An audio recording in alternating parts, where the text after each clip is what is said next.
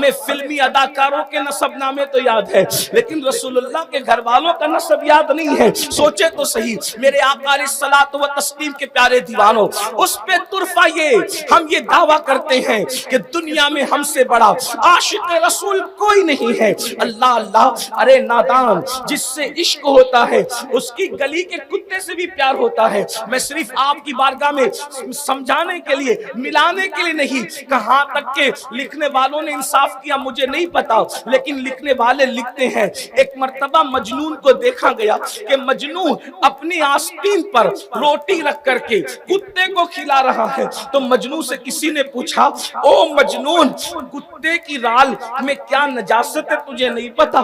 کتے کی رال میں کیا جراثیم ہے تجھے نہیں پتا؟ تو آستین پر روٹی رکھ کر کتے کو کھلا رہا ہے. توجہ کرنا, دین کی حفاظت کی بات کرنے والوں ذرا توجہ کرو, دین ہمارے پاس کتنا ہے. اللہ اکبر. دین کے تحفظ کے لیے نعرے بازیاں کرنے والوں مجھے بتاؤ ہمارے پاس دین کتنا ہے. میرے آقا صلی اللہ علیہ وآلہ وسلم کے پیارے دیوانوں کتنا بڑا المیہ ہے. دین سے دوری کا کیا حال ہے, عشق رسول کا دعویٰ ہے, شریعت مطہرہ پر عمل کرنے کے حوالے سے ہم کس قدر غافل ہیں. میرے آقا صلی اللہ علیہ وآلہ وسلم کے پیارے دیوانوں اندازہ فرمائے اور غور فرمائے, مجنون اپنی آستین پر روٹی کا ٹکڑا رکھ کر کے کتے کو کھلا رہا ہے. کہنے والا کہتا ہے, پوچھنے والا پوچھتا ہے, ذرا یہ بتاؤ کیا تمہیں مسئلہ نہیں پتا, کیا تمہیں نہیں معلوم کہ کتے کی رال اور کتے کے لعاب اور کتے کے تھوک کے حوالے سے کیا مسئلہ ہے, اس میں جراثیم کتنے ہیں, اس میں نجاست کیسی ہے. تو اس وقت اللہ اکبر, مجنون کا جواب سنو, تھوڑی توجہ فرمائے, مجنون کا جواب سنو. مجنون کیا کہتا ہے, اس نے کہا مجھے کیا خبر کہ اس میں جراثیم کتنے ہیں, مجھے کیا خبر اس میں نجاست کتنی ہے. میں تو بس اتنا جانتا ہوں ایک مرتبہ اس کتے کو, توجہ کرنا, اس کتے کو درود شریف پڑھیں صلی اللہ علیہ نبی نبی وآلہ صلی اللہ علیہ وسلم. صلاۃ و سلام علیک یا رسول اللہ صلی اللہ تعالی علیہ. ایک بار پھر بلند آواز سے درود شریف پڑھ لیں.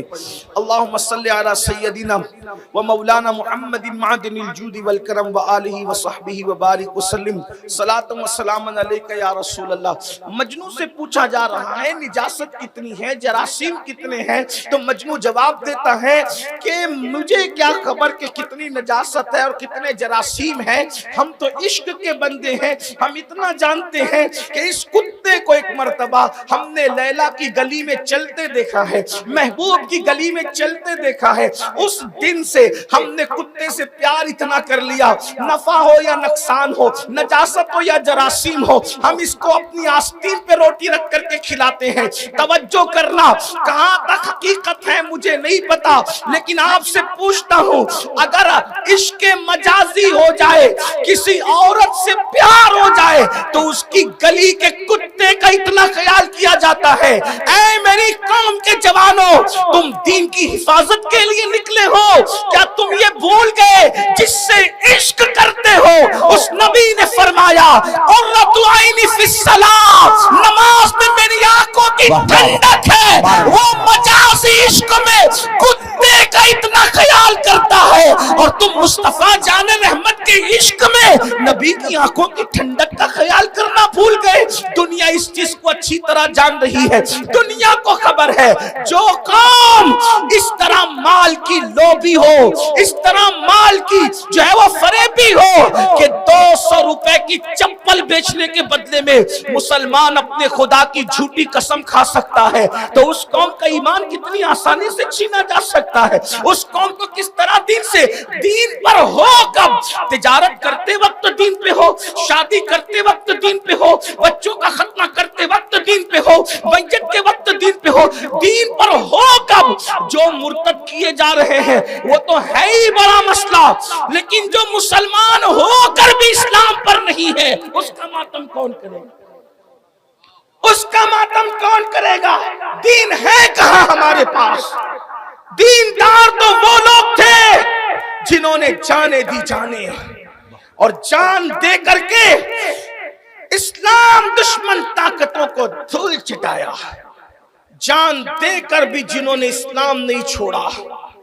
آج تو ہم گانوں کی دہلیز پر ایمان کا سودا کر رہے ہیں، فلموں کی دہلیز پر ایمان کا سودا کر رہے ہیں۔ دنیا یوں ہی مذاق نہیں بنا رہی ہے۔ آؤ فتنہ ارتداد آج نہیں، رسول اللہ کے ظاہری دور سے۔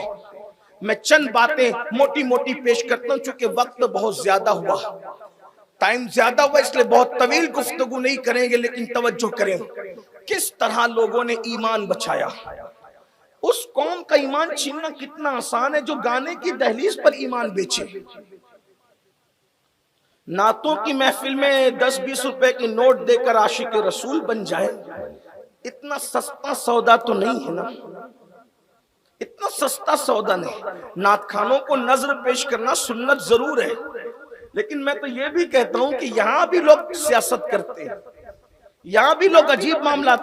حضور علیہ السلام جب نعت سنتے تھے تو سب سے قیمتی چیز جو ہوتی تھی وہ نعت خاں کو دی تھی۔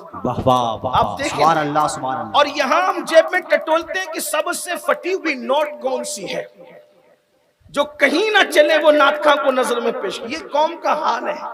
ارے سہراب کو دے رہے ہو یہ نہ دیکھو، کسی نعت خاں کو دے رہے ہو یہ نہ دیکھو، کس کے نام پہ دے رہے ہو، واہ واہ واہ واہ واہ، سبحان اللہ سبحان اللہ۔ کس کے نام، یہ تو دیکھو۔ حضور علیہ السلام حسان ابن ثابت کو کبھی برد یمانی دیتے ہیں، کبھی یمن کی چادر دیتے ہیں، شرف الدین بوسیری کو کبھی برد یمانی دیتے ہیں، اور ہم کیا دیتے ہیں، اور اس پر بھی اتنا سا دے کر کے۔ روب کا حال تو دیکھیں، مطلب کہاں دین کہاں ہے، برا مت ماننا۔ دیکھو وہ کیسے دیندار تھے، جان دے کر کہا حق تو یہ ہے کہ حق ادا نہ ہوا۔ واہ واہ واہ۔ اگر مائیں اور بہنیں یہاں موجود ہیں ان کی توجہ چاہتا ہوں۔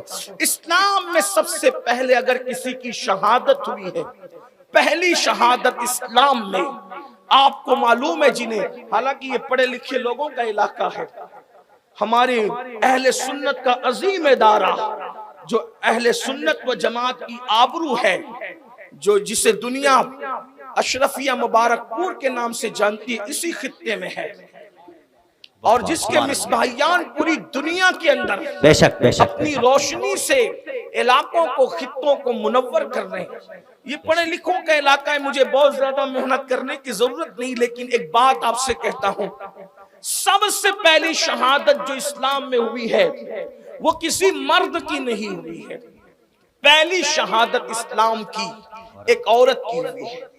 اس سے پتہ چلا، اس سے معلوم ہوا کہ دین کے راستے میں صرف قربانیاں مردوں کی نہیں ہیں بلکہ عورتوں کی ہیں۔ سبحان اللہ۔ اور بعض مقامات پر عورتیں مردوں سے آگے ہیں، یہ مستقل عنوان